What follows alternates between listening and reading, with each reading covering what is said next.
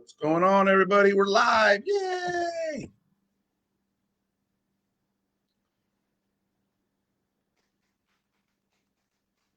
I changed locations. All right. So I changed locations in my apartment to kind of see if maybe I get a better signal with my Wi-Fi here instead of where I was before. So hope everyone is doing well. This week we do not have a specific topic. I'm going to answer your questions. Got a bunch of them. I got to pull this up here on my phone because I can only do one thing on my laptop at a time. So let's go to the group here. Just for everybody's information, it is benchmark week in the at-home functional fitness program. Everyone's crushing it. So just in the program, one of the things that we want to do, right, because data matters, every 12 weeks, we do a week of the exact same workouts that we do every 12 weeks so you can test yourself.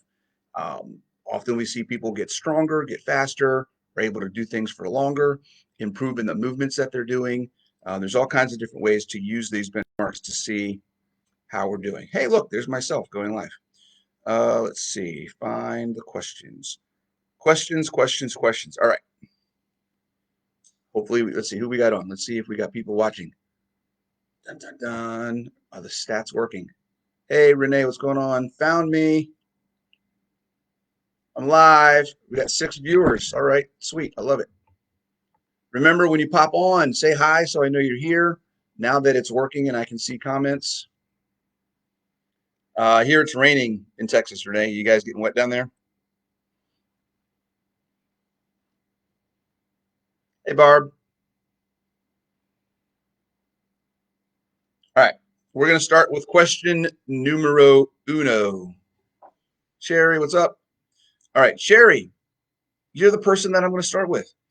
Is there a place in training to also utilize resistance bands to enhance free weights, also to utilize my Bowflex? Okay. Um, yes, there is always a place in training at some level to include all sorts of different things, but resistance bands in particular. Um, Bands by themselves are a great modification if you don't have weights. Bands by themselves are great things to use for what we call accessory work, working on stability, range of motion, things that are not major movers. There's basically, to make it as simple as possible, there are basically two types of muscles. There's major muscles that provide the most strength and power for moving a joint, and then there's stabilizer muscles that provide support and stability when moving that joint, so you're moving it safely. Okay. Many times people are super strong, and when they do a lot of work, exercise and weightlifting, they really build those big movers, but many people do not focus enough on the stabilizer muscles, and that's where bands can really shine in how you use them in your training. Okay. So there's a lot of stuff in the program that we do where we do bands for helping with that. But in general, bands are fantastic for including and adding of variations and some variety and some additional needed in most cases work to your program. Um, to be specific about what you're asking, you said utilize resistance bands to enhance free weights. Okay. So that would be the first way, what I just said. Using bands to improve stability is going to improve your ability to move weight, more weight, and move it safer. Okay. So yes, that is one way you can use bands by themselves to improve your ability to lift and move weight. The second way you can do bands is a more advanced technique called accommodating resistance. And that is where you actually attach the bands to the weights that you're moving, and you add a stimulus of lower weight at the starting point and a heavier resistance at the end point. So it's varying in how much you're actually moving, because as you stretch the band out, it gets harder to pull. So if you're, say, for instance, if I'm doing a deadlift and I put the bands on the barbell at the bottom of my lift, there's no tension on the band. So the weight I'm lifting is just the weight of the bar and the weight's there. But as I lift the barbell up, the band starts pulling. And so now at the top of my deadlift, I'm holding and I've lifted more weight than I started with. Okay. That is a way to work on a few different things when it comes to improving strength in general. Um, Most people do not need to do that. So I would say that yes, you can use bands specifically attached to weights. But that would be more of an advanced movement, and most people don't need to worry about that. So I hope that answers your question, Sherry, as far as bands go. Your Bowflex, throw it in there whenever you want. There's a lot of different things that you can do with the Bowflex. I'm not sure which model you have, but it's great for working isolation. It's great for building specific muscles and helping you get that mind-body connection with muscles and learning how to activate specific things. So, yeah, if you have it, use it. Utilize whatever tools you can. You have access to all the time. 100%. All right. Can you comment on smart training resistance bands? I am not familiar with Dr. Ben. And doing this resistance band, doing this with resistance bands. I can look into that. I am not familiar with that, if that's a program or a specific set of bands. Like I said, resistance band training can be very effective. It's best used as a supplement to additional training. If it's all you've got for a period of time because you're traveling or whatever else, then fantastic, do that, right? But don't get stuck doing just bands all the time. I think I'm a firm believer in variation, in the stimulus that you're providing yourself, variation in the type of movements, the range of motion, the complexity versus the simplicity of exercises, and also the metabolic pace, right? Short workouts, medium length workouts, and long workouts. So all of that stuff should be varied all the time. All right. Hope that answered your question, Sherry. Thanks for asking. Jeannie, I work out fast usually about 8:30 to 9:30 every morning. If I want to drink a post-workout protein drink, should I drink it at 9:30 right after the workout, or is it all right to wait until around 12 or 1 when I have my first meal of the day? That's up to you. Um, Nobody that I work with, because I try and really focus on working with everyday people, not high performing athletes. Okay. My niche, where my heart is at, is with people who are just trying to figure out how to improve the quality of life and are not concerned with high level performance in a sport. Okay. I'm not a high level performer in a sport. I just want to be able to wipe my own butt when I'm 90 years old, right? That's what we're looking for. So that being said, the only thing you need to worry about is making sure that you, one, two things, get enough protein throughout the day. I don't care when you get it. It does not make a difference at all. Okay. And then the second thing is do it in such a way that it fits your schedule so that you can maintain and be consistent with it. That's all that matters. Okay.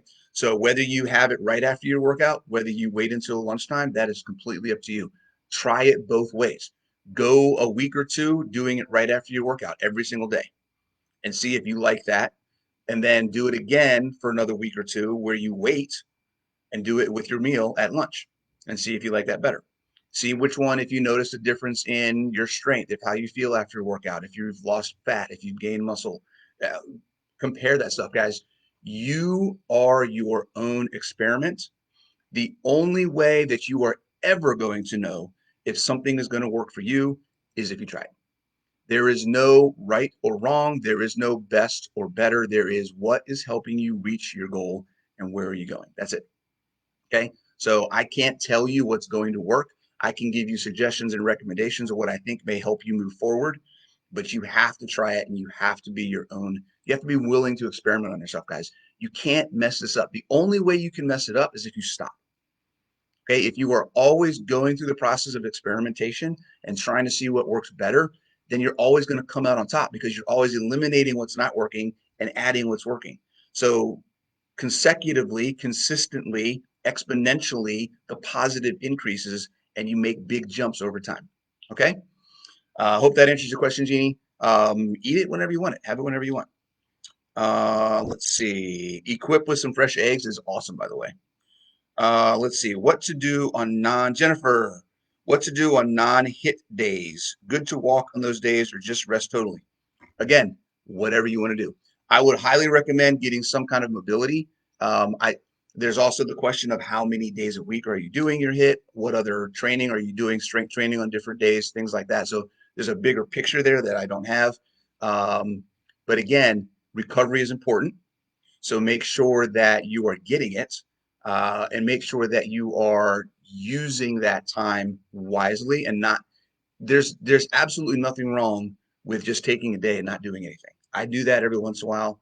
Like, you may have heard me talk about before, once a month or, once a month or once every other week, I'll just take a day and not do anything. I don't stretch, I don't roll out, I don't walk, I don't do anything. I just sit on the couch and just, okay. Gives my body, gives my mind a break from having to think about all of it. Okay. Sometimes we need that. That's perfectly fine. Don't fall into the trap of saying I'm recovering or I have a rest day and you do that 3 days a week where you're not doing absolutely anything. Okay.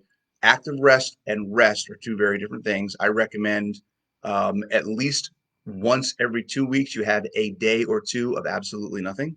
And then the other rest days that you may have in those 2 weeks or a month should be active rest days where you go for a walk, you do some stretching, you do maybe some light jump rope, go for a hike, do something that's active outside, things like that, but not something that's going to stress you out and make you feel like you got a workout, but you're still moving your body. Okay. That's the difference between active rest and working out and resting. Okay. Um, Breezy, should we concern ourselves with dieting in conjunction with our body types? Ectomorph, mesomorph, and no, no. There are two, I don't want to use the word fads. There are two what I'll call hoaxes out there in the internet today. Okay. Um, One is body type nutrition, and two is blood type nutrition. Anybody that tells you that you have to eat a certain way based on your blood type, or anyone that tells you you have to eat a certain way based on your body type, you can just absolutely completely ignore and just block them because it's a waste of time. Okay. You are a human. Your body works a certain way. You need protein, you need fat for fuel. You do not need carbs for fuel, but you can have them if you so desire, but you need it in moderation. Okay. Your body does react a certain way to some plant foods. So you're human. We medicine, medical science is medical science. We don't there are certain things that are universal across the human physiology, and one of them is how our bodies use and utilize macronutrients. Oxidative priority doesn't change. Okay, your body still uses protein for protein synthesis and muscle repair. Okay, and your body still uses fat and carbs for fuel. Your body still burns alcohol first. All of these things are fact. You cannot change them. Your body type means absolutely nothing. Okay. So, no, you do not need to eat a certain way based on your body type. You may need to train differently, however. Okay. There are differences in how your muscular structure is compared to somebody else's. There are three different types of muscles. Some people say four. There's three different types of muscles. There are basically short, fat, strong muscles, and then long, skinny, uh, muscles that are more endurance muscles, and then there's muscles that are kind of a hybrid of the two. Okay, so when you think about someone who's maybe lean, looks like they run marathons, they probably have a lot more of the skinnier, longer endurance muscles, muscles that don't handle a lot of stress, but they can go for a long time. Right? If you look at somebody who's short and stocky, they probably have the shorter, stronger muscle fibers that are stronger, but maybe not have as much endurance. So there is differences. There are people that are called hard gainers. It's hard for them to gain lean mass based on their body type. So there are things about that you may need to target and train if you're looking for something specific other than quality of life. Okay, and that's the great normalizer for most people. Most people who just are looking to train and improve their health to improve their quality of life can follow the basics. Eat protein, lift weights, move your body, and do it often and consistently. Okay, that's the basics. It doesn't matter what your body type is for that as well, because that's still going to elicit, that's still going to create a physiological change that improves your ability to do work, your work capacity, and your quality of life. Okay, so but the bottom line is really no, your body type really doesn't mean squat. Okay, unless you are training specifically for a performance sport event or something like that, and then we need to look at what are we doing training wise to account for your genetics. But for quality of life, it really doesn't matter. Okay, hope that answers your question, Breezy. Renee, you're typing all kinds of stuff. Is a long, fast bike ride a rest day?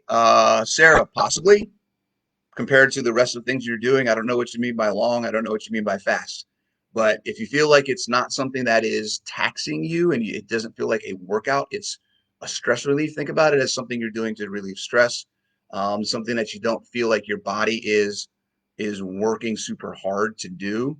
Um, then it's probably a good active rest day.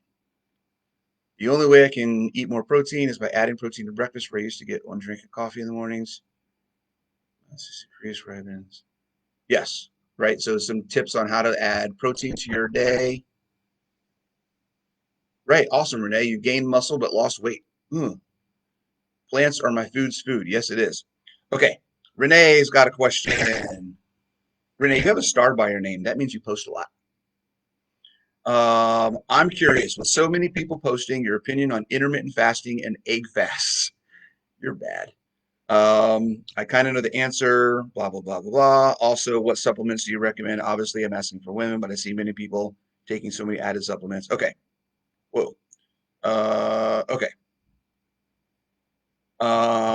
First part of your question, intermittent fasting and egg fast.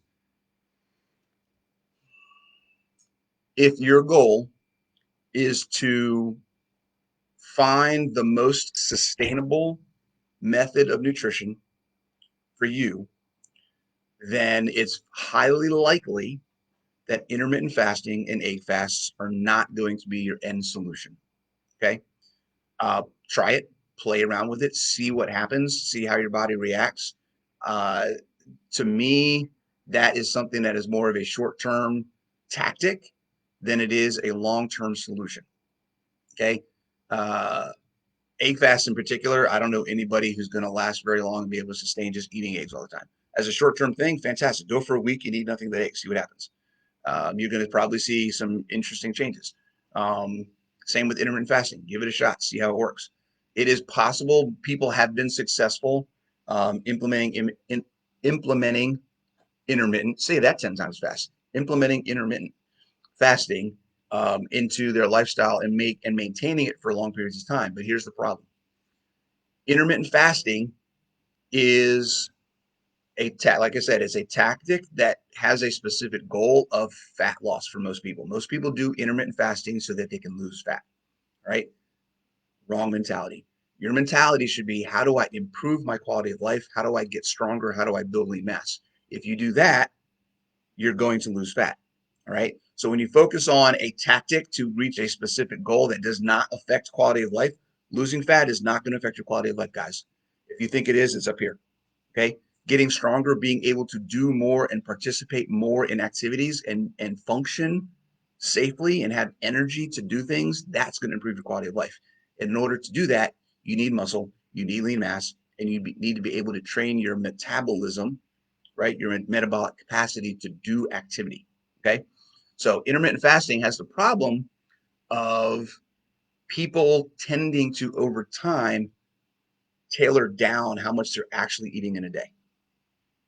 Okay, I don't know anybody that's done intermittent fasting that is consistently over time always gotten the amount of protein or the amount of calories that they need in a day, because you're the idea, the mindset is, I can only eat so within a certain amount, within a certain period of time, and most people look at it as a form of caloric restriction when that is absolutely not what it is. Okay, if you are intermittent fasting and let's say your lean mass is 150 grams of fat, or sorry, 150 grams, and your goal is 150 grams of protein a day. If you're going to intermittent fast, you need to get your 150 grams in that day in your eating window. So if you only have a 4 to 6 hour eating window, you got to get it all in that time. Okay. Most people don't.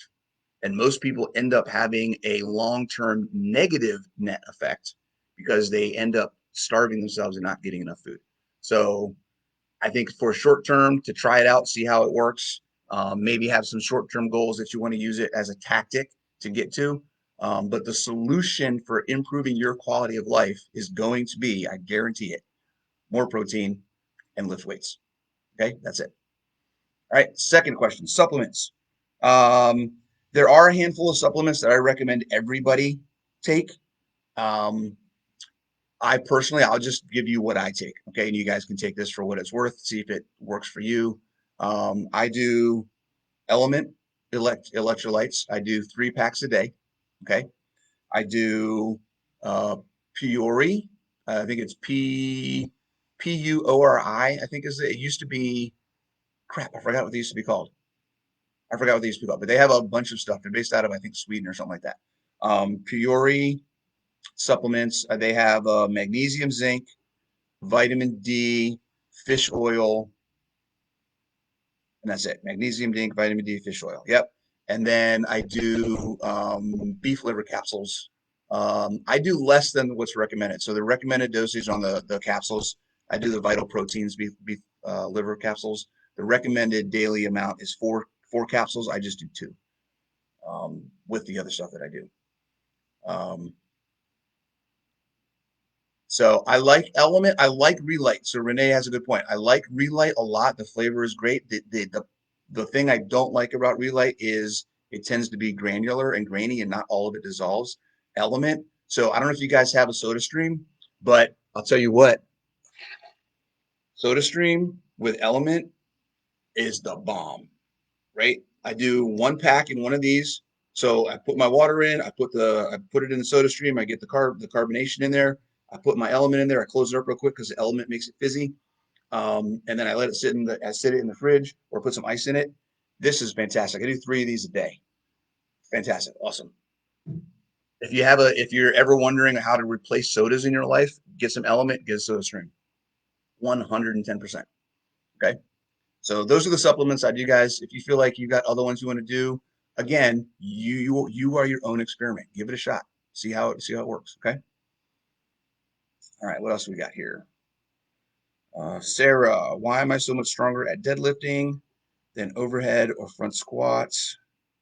Why is bench press easier than overhead press? Um, that's a really hard question, Sarah. I'm not sure if I can answer that question. There's, it's really all about your training experience. What's your training age? What type of programming you've been doing. I can't speak to what your past history is with programming and the type of work that you've done. So it's hard for me to say why you may be stronger at one lift than the other. Chances are there's a potential for you just trained one more than the other, maybe not intentionally. It's just how it worked out over time. It could be genetically you have muscle structure that's better in the lower half of your body than the upper half of your body. There could be some mechanical things, whether, it be length of limbs. I know you mentioned something about the length of limbs and how you activate different muscles when you move that make it easier for you to lift proportional weight one way than the other. So there's a handful of things that go into that. I'm not sure I can answer that. Sorry, wish I could. But I hope that you are following a program that will help you get better in general across the board, and improve your quality of life. All right, guys, does anybody have any questions live before I close this out? This is awesome. We should do like once a month, we should do a question and answer session because this is fantastical. I love getting questions that just let me talk. In case you guys didn't know, I like to talk.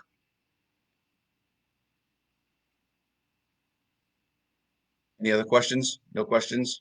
I'll let it sit for a second because I know it takes a minute to actually get out to you guys from when I say something.